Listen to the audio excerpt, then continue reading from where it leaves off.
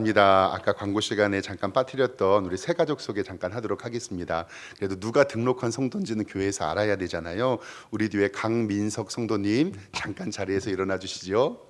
네, 우리 교회 등록하신 것을 환영하고 축복합니다. 네, 감사합니다. 자리에 앉아 주세요. 하나님께서 우리 교회에 크신 은혜 부어주실 줄 믿습니다. 우리 함께 하나님의 말씀 보겠습니다. 하나님의 말씀은요, 시편 127편 1절에서 5절까지의 말씀입니다. 구약성경 898쪽쯤에 기록되어 있습니다.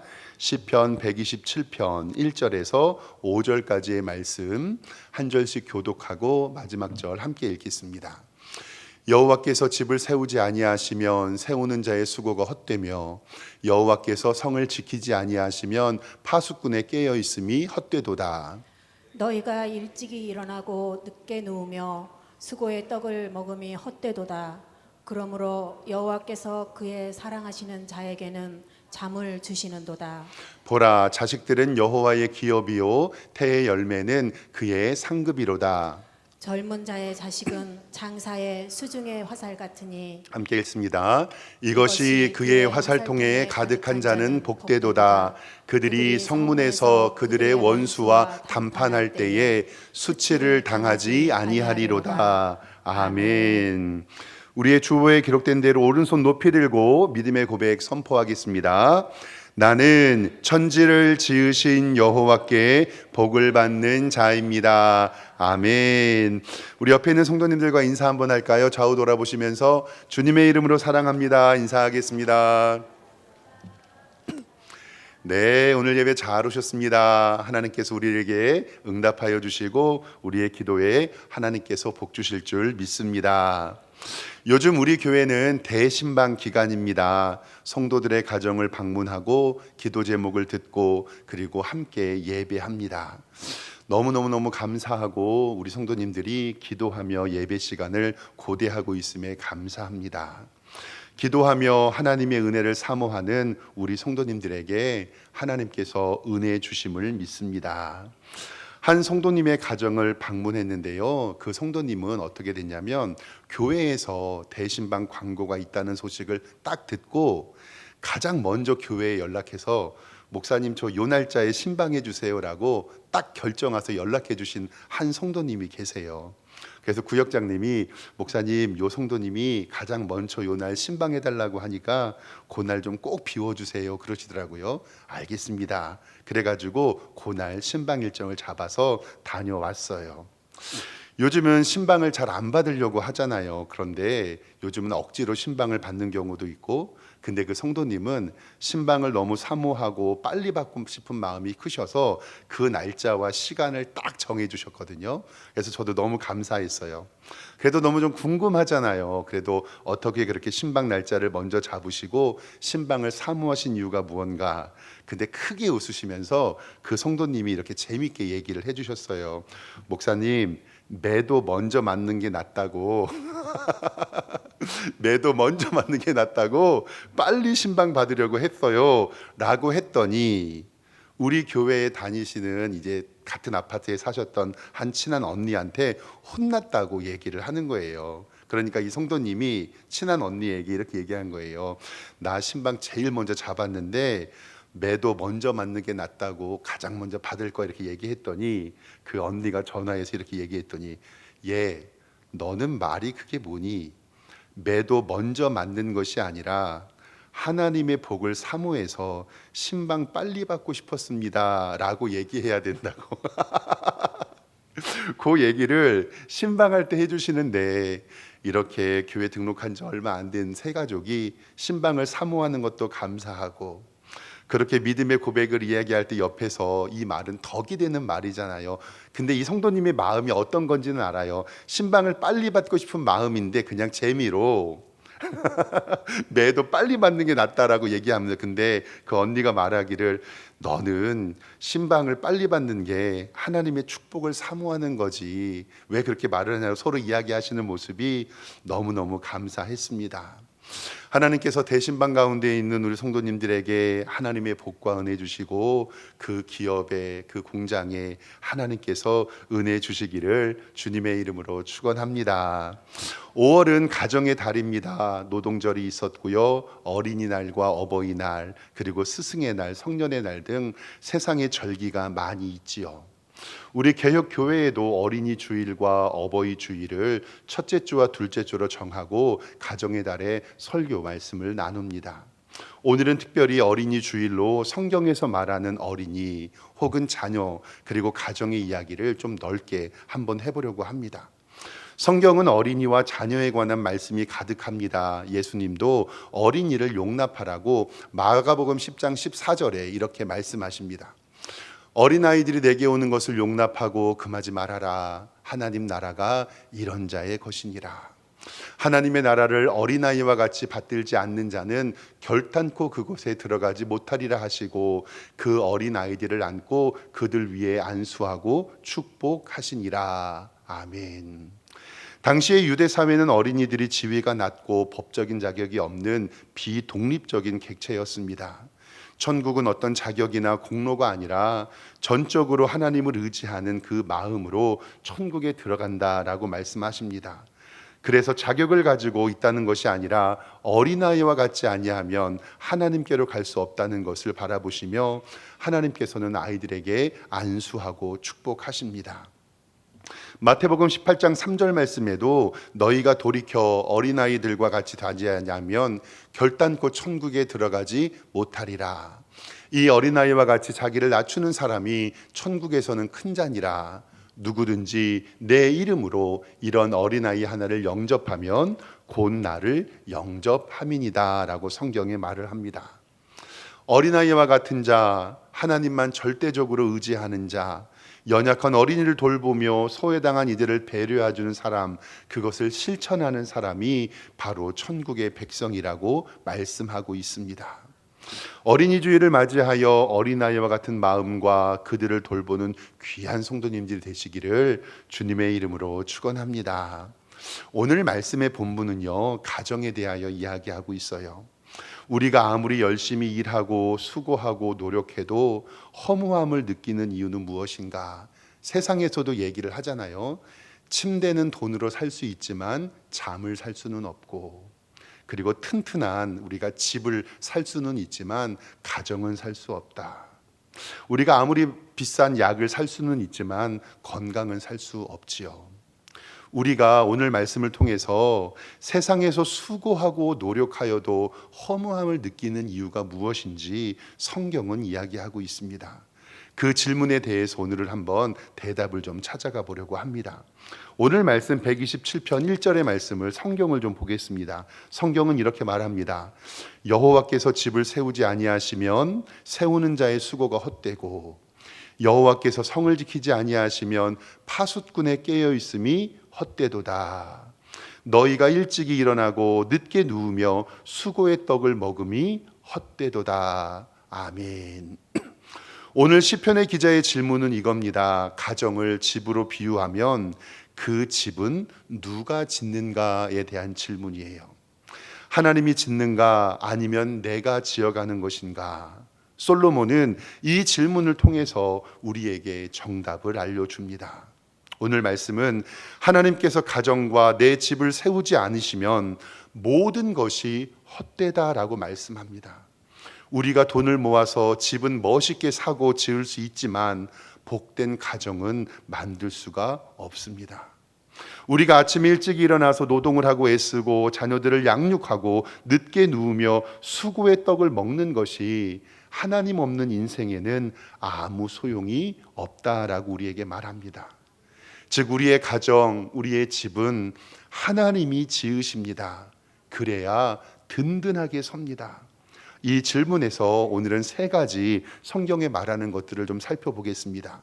첫 번째로 우리가 바라봐야 할 것은 자녀는 내 소유가 아니라 하나님의 기업이라는 사실입니다.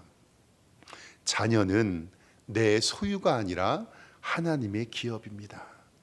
이건 정말 중요해요. 부모님들이 많이 착각하기 쉬운데 바로 자녀를 나의 소유물로 여기는 거예요. 어떤 분들은 영어 표현에서 나는 아들이 있습니다라고 이야기하는 것을 I have a son이라고 얘기한다고 하잖아요. I have a son. 그러니까 나는 아들을 가지고 있습니다. 아니 목사님 봐보세요. 영어에서도 아들을 자녀를 소유의 개념으로 보잖아요. 그러나 영어에서 이 have 동사는 소유보다는 관계를 의미하지요. 그래서 감기가 걸렸을 때도 I have a cold라고 얘기하고 미팅이 있을 때 회의가 있을 때도 I have a meeting이라고 얘기를 합니다. 그러니까 자녀를 내 소유라고 생각하는 사람들이 이렇게 많다는 거예요. 근데 오늘 말씀 성경의 3절에 아주 정확하게 말씀하고 있어요. 보라, 자식들은 여호와의 기업이고 태의 열매는 그의 상급이로다. 오늘 말씀에서 나오는 기업은 개인의 소유 재산이 아닙니다. 이스라엘의 12지파에 나눠주신 땅을 기업으로 받는 하나님의 소유된 땅을 맡아보는 청직이라는 개념의 바로 부모입니다. 하나님께서는 우리에게 얘들아, 자녀들은 너희의 소유가 아니라 하나님의 소유이며 잠깐 내가 너희를 하나님 앞에 맡긴 거야. 너희는 내 소유를 잠시 감당하는 청지기의 사명을 바로 자녀들을 통해서 우리에게 알게 해 주십니다. 이스라엘의 분배한 땅은 자신의 마음대로 팔거나 파괴할 수 없고 하나님의 뜻대로 관리해야 했습니다. 그리고 태의 열매는 그의 상급이로다. 여기서의 상급은 내가 열심히 노력하고 애쓰는 결과물, 내가 마땅히 받아야 할 응답이 아니라 태의 열매, 임신과 자녀와 출산은 성경은 하나님께서 우리에게 주시는 은혜라고 이야기를 합니다. 요즘 새벽 예배 시간에요, 창세기 말씀을 계속 나누고 있는데 야곱이 라헬과 결혼을 해요. 자녀를 낳고 싶은데 이 라헬이 임신이 되지를 않아요. 그래서 이 라헬이요, 남편에게 바가지를 긁는 장면이 창세기 30장 1절에 나오거든요. 잠깐 화면 보겠습니다. 30장 1절에 보면 보세요. 라헬이 자기가 야곱에게 아들을 낳지 못함을 보고 그의 언니 레아를 시기해요. 그래서 야곱에게 이르되 내게 자식을 낳게 하라. 그렇지 아니하면 내게 죽겠노라 라고 얘기를 해요. 아들을 낳지 못하니 너무나도 답답하지요. 근데 야곱이 뭐라고 하냐면요, 야곱이 라헬에게 성을 내며 이르되 그대를 임신하게 하지 못한 하시는 이는 하나님이시니 내가 하나님을 대신하겠느냐. 아멘. 여기에서 제가 밑줄을 걷잖아요. 하나님을 원망한다는 말이 아니라 야곱이 라헬에게 뭐라고 하는 거냐면 너를 임신케 하시고 우리에게 생명을 주시는 분은 누구시다? 하나님이시다. 그러니까 임신하게 하고 출산하게 하고 아이를 양육하는 것은 하나님의 권한이니 우리는 하나님의 은혜를 받는다라고 이야기를 해요. 즉 생명 주시는 분이 하나님이시니 우리의 자녀는 하나님의 은혜라. 그 이후에 하나님께서 라헬에게 임신을 하게 하셨는데 성경 22절에는 다시 이렇게 얘기합니다. 보세요. 하나님이 라헬을 생각하신지라. 그리고 나서 밑줄 그어놨잖아요. 하나님이 그의 소원을 들으시고 그의 태를 여셨으므로. 성경은 그 임신과 출산과 자녀의 양육을 누구의 주권 아래 있다고 얘기하죠? 하나님의 주권. 그래서 그가 임신하여 아들을 낳고 이르되 하나님이 내 부끄러움을 씻으셨다 하고라고 고백하고 있습니다. 그래서 요셉이 태어났죠. 다시 한번 말씀드리지만 성경은 임신하고 출산하고 양육하는 모든 권리는 내가 하는 것이 아니라 하나님의 섭리라고 말합니다. 하나님의 주권과 하나님의 인도하심이라고 성경은 이야기합니다. 그래서요, 야곱이 12아들을 20년이 지나서 에서에게 소개하는 장면이 나와요. 뭐냐면 팥죽 한 그릇 팔아가지고 장자권을 뺏었잖아요. 그리고 형에게 맞아 죽을까봐 삼촌 라반의 집으로 도망가요. 그리고 여기에서 20년을 살고 형 에서를 다시 만나는 장면에서 이 야곱이 자기의 자녀들을 뭐라고 소개하냐면 창세기 33장 4절에 이렇게 기록합니다. 에서가 달려와서 그를 맞이하고 20년 만에 야곱과 에서가 만나는 거예요. 목을 안고 어긋 맞추어 그와 입 맞추고 서로 우니라. 에서가 눈을 들어 여인과 자식들을 보고 묻되 너희와 함께한 이들이 누구냐? 야곱이 이르되 하나님이 주의 종에게 은혜로 주신 자식들이니이다. 아멘. 20년 동안 헤어졌었잖아요. 근데 야곱이 아들 12명과 딸 하나를 낳고 식솔들을 많이 거느리고 있으니까 형 에서가 동생 야곱에게 물어보는 거예요. 야곱아, 여기 뒤에 있는 이 사람들이 누구냐? 근데 그때 야곱의 말이 너무너무 은혜스러워요. 형님, 하나님이 주의 종에게 은혜로 주신 자식들입니다. 아멘. 사랑하는 성도 여러분, 이제 자녀들 데리고 어디 가셨을 때 누구냐고 물어보면 이렇게 소개해 주시면 됩니다. 하나님이 주의 종에게 은혜로 주신 자식들입니다. 아멘. 이것이 바로 자녀를 대하는 부모의 마음이에요. 자녀는 내 것이 아니라 누구의 것이다? 하나님의 것이다. 하나님이 내게 은혜로 주신 은혜의 선물입니다. 이것이 바로 설 때 우리는 우리의 자녀들을 다른 자녀들과 비교하지 않습니다. 내 자녀가 조금 늦어 보이고 부족해 보여도, 성적이 안 나와도, 실패한 것처럼 보여도 내 자녀가 하나님이 주신 은혜임을 깨달으면 모든 것에 감사하게 됩니다. 내 소유라면 집착하고 내 뜻대로 만들어야 하겠지만 하나님의 은혜의 산물이라면 이 아이를 하나님께서 어떻게 인도하실지 우리는 기도가 될 것입니다. 우리의 자녀는 내 소유, 나의 자랑이 아니라 우리의 자녀는 하나님의 기업이니 하나님께 맡기라 하는 것이 바로 성경의 진리입니다. 2부 예배 때는 출애굽기 강해를 하고 있는데 그때 바로가 이스라엘 백성들이 너무 자녀를 많이 낳으니까 고센 땅에서 1살 미만의 남자아이는 다 죽이라고, 태어나면 죽이라고 명령해요.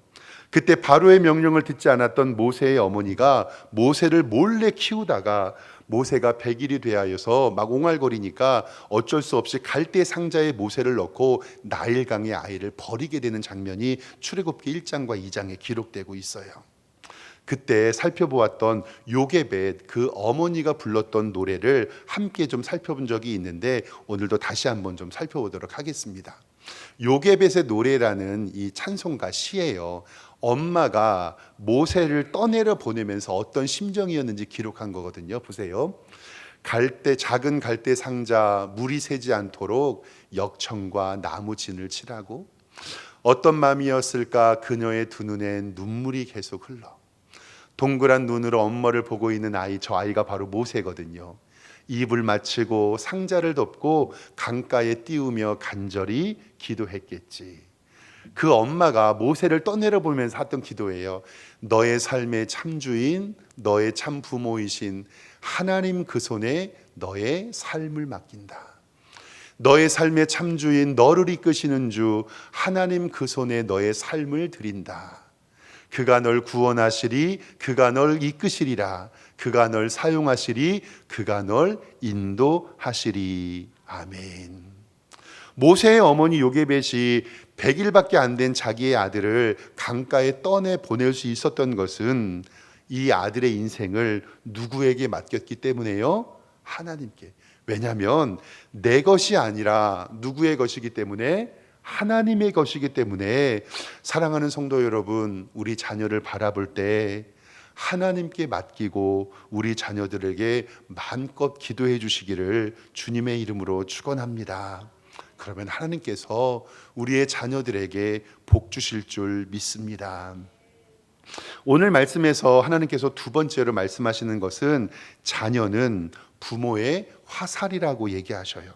오늘 말씀 4절에 보면은요, 성경 보겠습니다. 4절에 뭐라고 이야기하냐면 젊은 자의 자식은 장사의 수중에 무엇 같다고요?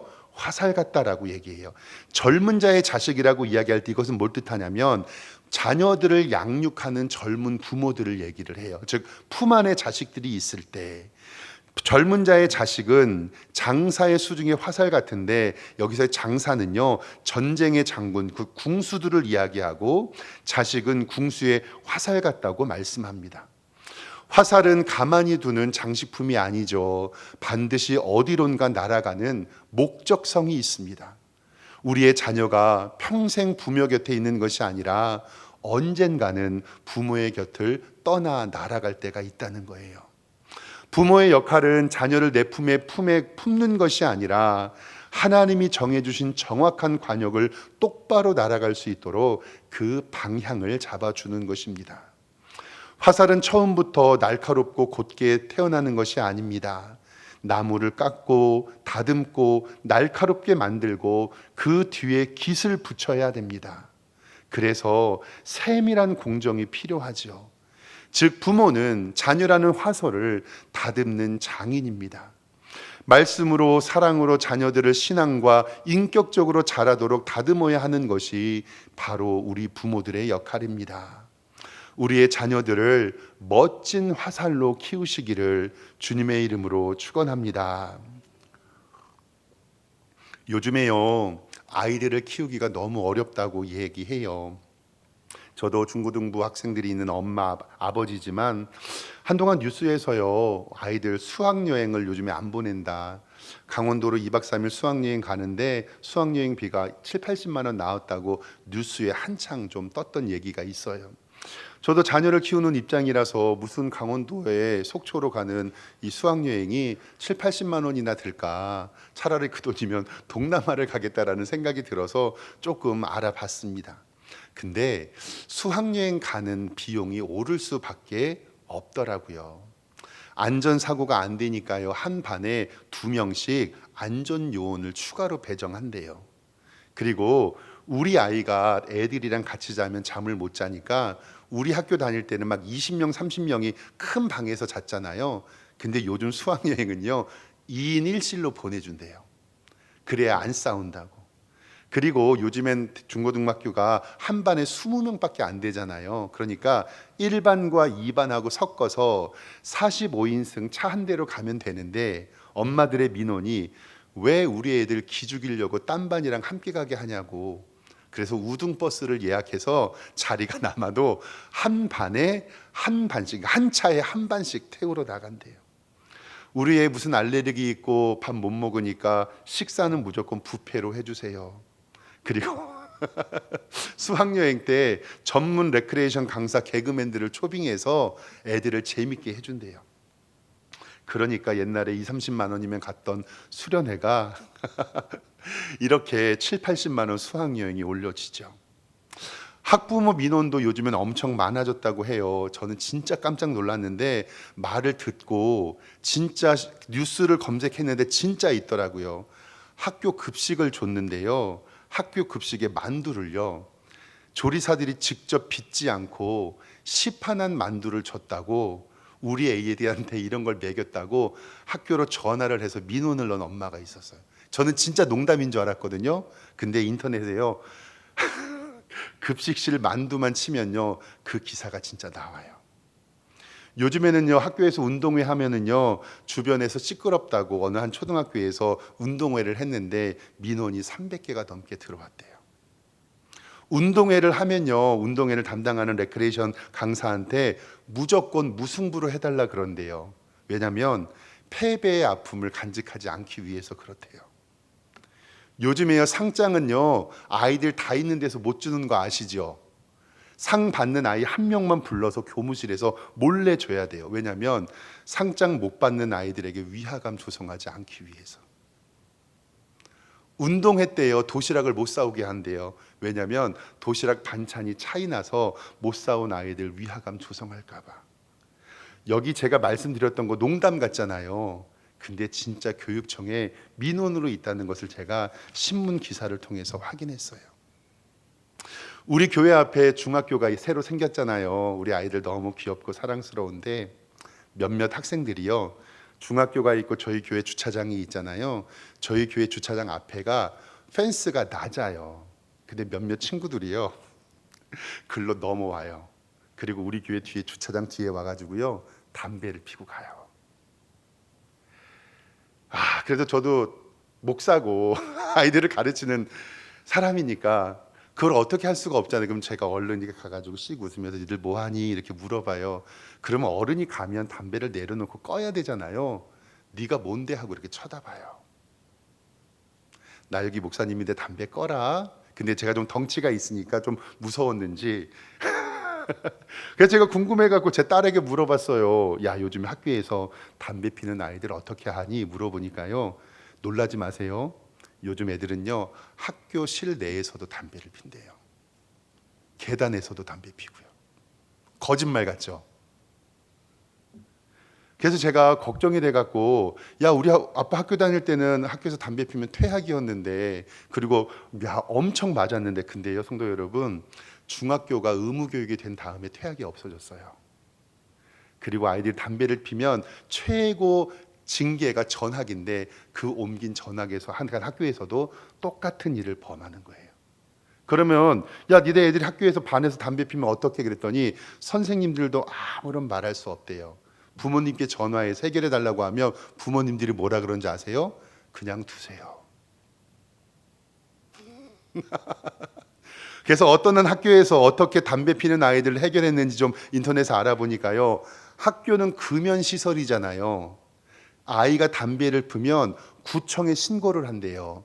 금연시설에서 담배 폈다고. 그래서 과태료 10만 원을 물린대요. 와, 제가 이 말을 들으면서 요즘 아이들을 어떻게 가르쳐야 되나 정말 고민에 많이 빠졌어요. 사랑하는 성도 여러분, 진짜 우리의 자녀들을 어떻게 가르쳐야 될까?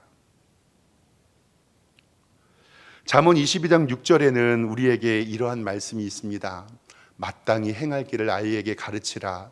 그리하면 늙어도 그것을 떠나지 아니하리라. 에베소 6장 4절에 또 아비들아 너희 자녀를 노엽게 하지 말고 오직 주의 교육과 훈계로 양육하라. 얼마 전에 저희 가족들이 식사 모임이 있어서 아이들과 함께 차를 타고 교회 주변을 쭉 나가고 왕길역을 지나는데, 저희 교회 옆에서 담배 피던 이 아이들이 왕길역 큰 도로 있잖아요. 거기에서 담배를 피고 있는 걸 봤어요. 그러니까 제 딸아이가 아빠, 쟤네들 우리랑 같은 학년이야 라고 얘기해요. 친구는 아니고 같은 학년이에요. 중학교 2학년 애들이 왕길역 큰 도로 앞에서 담배를 피면서 지나가요. 그러니까 제 아들이 고3이거든요. 제 아들이 보면서 뭐라고 했냐면, 아빠, 저것들이 안 맞아서 그렇다고. 안 맞아서 그렇다고. 그래서 고민이 정말 돼요. 그래서 잠언 13장 24절에 성경은 이렇게 얘기하고 있거든요. 보세요. 매를 아끼는 자는 그의 자식을 미워함이라. 자식을 사랑하는 자는 근실히 징계하느니라. 아이의 마음에 미련한 것이 얽혔으나 징계하는 자는 채찍이 이를 멀리 쫓아내리라. 잠언 23장 13절에도요. 아이를 훈계하지 아니하려고 하지 말라. 채찍으로 그를 때릴지라도 그가 죽지 아니하리라. 내가 그를 채찍으로 때리면 그의 영혼을 수월에서 구원하리라. 오늘 이 말씀을 오해하시면 안 돼요. 성경이 매를 때리라고 허락하는 것이 아니라 우리의 자녀들의 영혼이 잘못 길로 가는 것을 결코 방치하지 말라는 부모의 엄중한 사명을 우리에게 알려주는 거예요. 성경은 우리에게 자녀를 화살로 비유하잖아요. 그 화살이 굽어지고 휘고 못 쓰게 될 때는 우리 부모님들이 사랑의 손으로 그 화살을 펴야 해 줄 줄 믿습니다. 매를 때려서라도 아니라 매를 때려서라도 가르칠 것보다 더 큰 사랑의 힘을 우리 자녀들에게 보여주시기를 주님의 이름으로 축원합니다. 마지막으로 복된 자녀는 그 부모의 기쁨이라고 오늘 5절에 기록하고 있습니다. 성경 5절 보겠습니다. 이것이 그의 화살통에 가득한 자는 복이 있도다. 그들이 성문에서 그들의 원수와 담판할 때에 수치를 당하지 아니하리로다. 바르고 곧게 뻗은 최고의 화살은 그 화살을 가진 궁수는 부모에 비유합니다. 성문에서 전쟁하며 서로 대치되어 있을 때 자식으로 하여금 수치를 당하지 않는다라고 성경은 이야기합니다. 자녀는 부모의 명예이자 영광이며 전부임을 성경은 이야기합니다. 즉 잘 양육된 자녀는 그들이 부모 곁에 있을 때 그 누구도 부모를 함부로 할 수 없고 해치지 못한다고 우리에게 말합니다. 잠언 17장 6절에는 이렇게 말씀합니다. 손자는 노인의 면류관이다. 여러분들이 잘 키운 손주 있잖아요. 그 손주는 노인의 뭐라 그래요? 면류관이다. 그리고 아비는 자식의 뭐라 그래요? 영환이라라고 우리에게 말씀해요. 잠언 23장 24절에 의인의 아비는 크게 즐거울 것이고 지혜로운 자식을 낳는 그것으로 말미암아 즐거울 것이며 내 부모를 즐겁게 하며 너 낳은 어미를 기쁘게 하라. 아멘. 자녀의 올바른 삶 자체가 부모의 삶의 기쁨이고 원동력임을 성경은 말합니다. 성경은 부모와 자녀를 따로따로 분리된 것으로 보는 것이 아니라 자녀는 부모 머리에 쓰여진 면류관이고 부모는 자녀가 세상에 내세울 수 있는 자부심이라고 성경은 이야기합니다. 즉 부모가 기도로 자녀의 피난처가 되어주고 자녀는 부모를 수치로부터 지키는 화살이 된다고 성경은 우리에게 말합니다. 부모의 바른 신앙은 우리 자녀들의 든든한 배경이 되며 백이 됩니다. 그리고 자녀들의 바른 성장은 부모의 면류관이라고 우리에게 얘기합니다. 그래서 우리 어르신들이 하셨던 말씀이 생각이 나요. 커가는 자식을 보면 먹지 않아도 어떻다고요? 배부르다. 근데 저는 배고프더라고요. 그리고 우리 자식들이 아무리 커도 눈에 넣어도 어떻지 않다고요? 아프지 않다. 그 마음이 조금씩 이해가 됩니다. 오늘 시를 쓴 솔로몬은 나의 가정, 특별히 자녀들은 내가 키우는 것이 아니라 하나님께 맡겨야 된다라고 말합니다. 왜냐하면 자녀는 하나님의 은혜로 받은 것이기 때문입니다. 솔로몬 왕은 지혜의 왕이고 하나님의 사랑을 엄청 받았습니다. 성전을 짓고 모든 부귀영화를 누렸는데요. 그가 마지막에는 하나님 앞에 기뻐하지 못한 일들을 했어요. 열왕기상 11장 1절에 이렇게 기록하고 있는데 보세요. 솔로몬 왕이 바로의 그러니까 이집트의 딸을 외에 이방인의 많은 여인을 사랑했는데 곧 모압과 암몬과 에돔과 시돈과 헷 여인 뭐냐면요.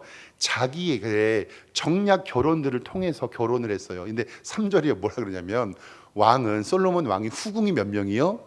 700명. 첩이 300명. 정실 부인 말고 후궁과 첩을 합해서 1000명이 넘어요. 하여튼 솔로몬 그의 여인들이 왕의 마음을 돌아서게 하였더라. 그리고 4절 말씀에 뭐라고 하냐 보세요. 솔로몬의 나이가 많을 때 그의 여인들이 그의 마음을 돌려 다른 신들을 따르게 하였으므로 왕의 마음이 그의 아버지 다윗의 마음과 같지 아니하고 그의 하나님 여호와 앞에 온전하지 못하였다.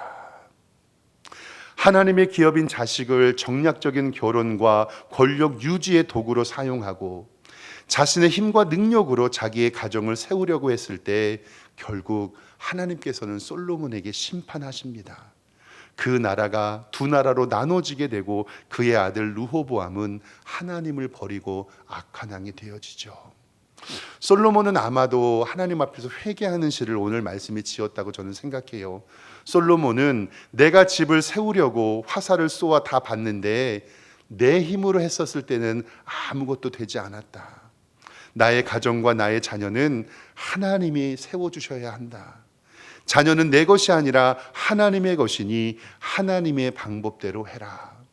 사랑하는 성도 여러분, 어린이 주일을 맞이하여 우리의 자녀들과 우리 손주들을 바라보는 우리 성도 여러분, 하나님께 맡기시고 하나님께 간구하셔서 하나님의 방법대로 키우시는 복된 성도님들 되시기를 주님의 이름으로 축원합니다. 기도하겠습니다. 하나님께 맡기는 인생 되게 하여 주시고 하나님께서 세우시는 복된 가정 되게 하여 주시옵소서. 우리 가정에 우리 자녀에게 하나님이 주시는 꿈과 희망이 넘치게 하여 주시고 임마누엘 가정으로 인도하여 주시옵소서. 감사드리며 예수 그리스도의 이름으로 기도드리옵나이다. 아멘.